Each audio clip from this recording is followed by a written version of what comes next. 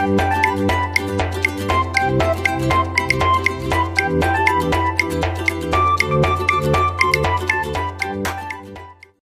Nabi Musa alaihissalam, PAI kelas 3 oleh Rin Febriana.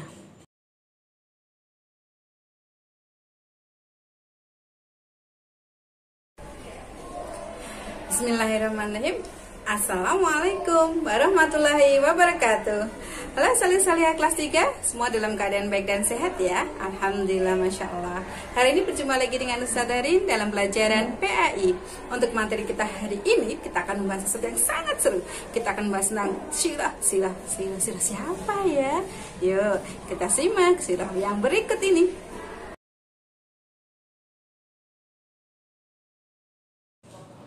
Nabi Musa, anak laki-laki dari ayah keturunan Nabi Yakub yang bernama Imran dan ibu yang bernama Yukabat. Nabi Musa hidup pada masa pemerintahan Fir'aun yang terkenal kejam dan sombong. Raja yang menganggap dirinya sebagai Tuhan. Nabi Musa. Kisah dimulai dari Raja Fir'aun yang memimpikan suatu hal yang sangat merisaukannya.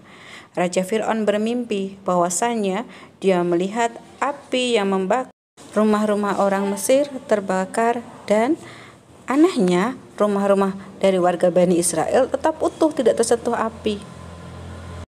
Karena merasa bingung dan heran tentang mimpinya, Raja Fir'aun mengundang para penasehat.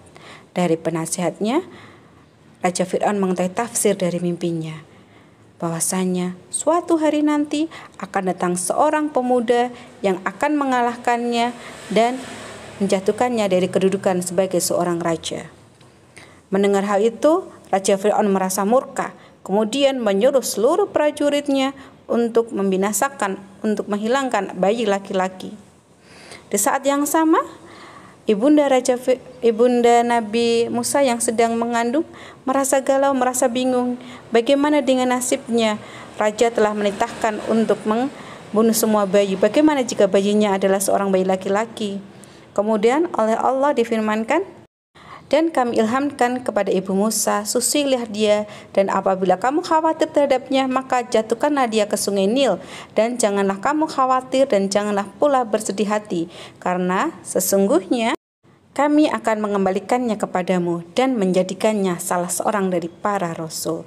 Quran Surat Al-Qasas ayat ke-7. Nabi Musa dimasukkan dalam sebuah peti dan diletakkan di tepian sungai Nil. Ibunya mengawasi dari kejauhan. Yukabat merasa khawatir, bagaimana dengan kondisi anaknya? Apa yang akan terjadi dengan anaknya? Dan tibalah waktunya, serombongan orang datang. Mereka adalah rombongan ratu dari kerajaan Fir'aun, istri dari Raja Fir'aun.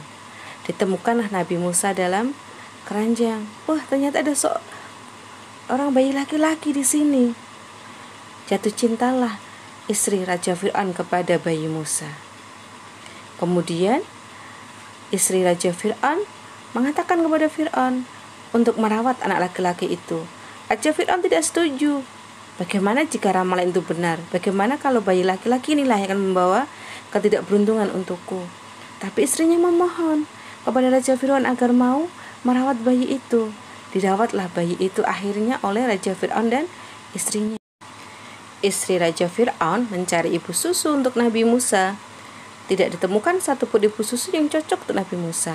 Hingga akhirnya didapatkan seorang wanita yang dari pedesaan. Dan wanita itu adalah Yukabat, ibu dari Nabi Musa sendiri. Hingga tumbuh besar, Nabi Musa alaihissalam diasuh oleh istri Raja Fir'aun. Hidup dalam kecukupan dan kemewahan tidak membuat Nabi Musa merasa sombong dan tinggi hati. Nabi Musa suka bergaul dan berkumpul dengan siapapun. Suatu waktu ketika Nabi Musa berada di luar kerajaan, Nabi Musa mendapati dua orang pemuda yang sedang bertengkar. Satu berasal dari Bani Israel dan satu adalah pemuda Mesir. Karena merasa ingin menolong, akhirnya Nabi Musa menolong salah satunya, pemuda dari Bani Israel. Nabi Musa menolongnya dengan melerainya. Tanpa sengaja Nabi Musa melayangkan pukulan kepada pemuda Mesir satunya. Pemuda Mesirnya terkalahkan dengan suatu pukulan saja. Seketika itu Nabi Musa sadar bahwa yang dilakukannya bukanlah perbuatan yang baik, itu adalah perbuatan setan. Bagaimana bisa dia menyelakai seseorang dengan cara seperti itu? Nah, dari kejadian itu Nabi Musa kemudian berpikir dan tersadar untuk beristighfar, bertaubat kepada Allah. Hingga suatu kejadian kembali terulang. Nabi Musa bertemu dengan laki-laki itu lagi. Laki-laki itu meminta pertolongan lagi kepada Nabi Musa. Tapi Nabi Musa tidak mau. Karena sakit hati, pemuda tadi yang dari Bani Israel tadi menceritakan kepada semua orang bahwasanya Nabi Musa, dulu Nabi Musa pernah mencelakai seorang pemuda Mesir, hingga akhirnya pemuda itu tewas di tangan Nabi Musa. Terdengarlah berita itu sampai Raja Fir'aun. Raja Fir'aun merasa marah, merasa tidak suka bagaimana anak laki-laki yang sudah dia rawat berbuat sesuatu yang tidak baik. Karena dikejar-kejar oleh pasukan prajurit Raja Fir'aun, akhirnya Nabi Musa pergi dari kotanya. Setelah itu Nabi Musa menerima wahyu kenabiannya. Dalam Quran surat Al-Qasas ayat 14 dikatakan bahwasanya, dan setelah dia Musa dewasa dan sempurna akalnya, kami anugerahkan kepadanya hikmah kenabian dan pengetahuan, dan demikianlah kami memberi balasan kepada orang-orang yang berbuat baik. Dari ayat tersebut kita mengetahui tentang kenabian dan pengangkatan Nabi Musa alaihissalam. Allah memberikan mukjizat kepada Nabi Musa alaihissalam. Salah satunya adalah berupa tongkat. Tongkat ini digunakan oleh Nabi Musa alaihissalam untuk melawan kezaliman Raja Fir'aun, bukan untuk bertengkar atau melawan secara langsung, tapi menunjukkan kebesaran Allah lewat tongkatnya. Salah satunya ialah ketika Raja Fir'aun memerintahkan para penyihirnya untuk memberikan Nabi Musa peringatan berupa tali-tali yang dilempar dan berubah menjadi ular. Allah memerintahkan Nabi Musa melemparkan tongkatnya dan berubahlah tongkatnya menjadi ular yang jauh lebih besar dan memakan semua ular-ular yang kecil. Kemudian tongkat ini pula yang digunakan oleh Nabi Musa untuk membelah Laut Merah sehingga Bani Israel dapat selamat dari kejaran Raja Fir'aun. Akan tetapi kebalikannya, Raja Fir'aun tenggelam dalam laut. Salah satu bukti kejadian ini adalah ditemukannya kereta kencana atau kereta tunggangannya Raja Fir'aun di dalam Laut Merah.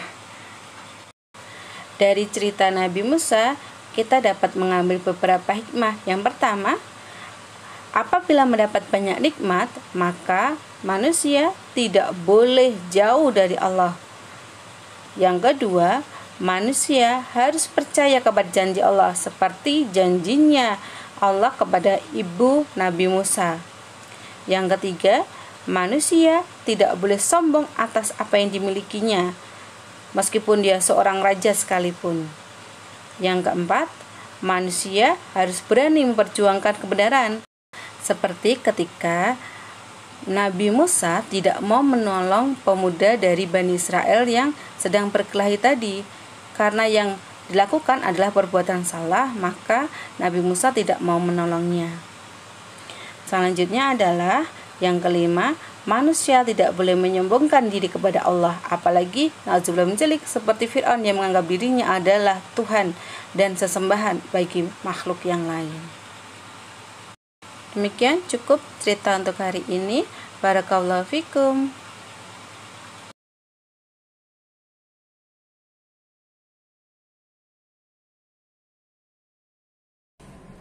Alhamdulillah sudah selesai menyimak untuk kisah Nabi Musa untuk hari ini. Semoga semakin menambah kecintaan kalian tentang Islam, semakin menambah rasa takwa kepada Allah Subhanahu wa taala. Sampai jumpa untuk pertemuan selanjutnya.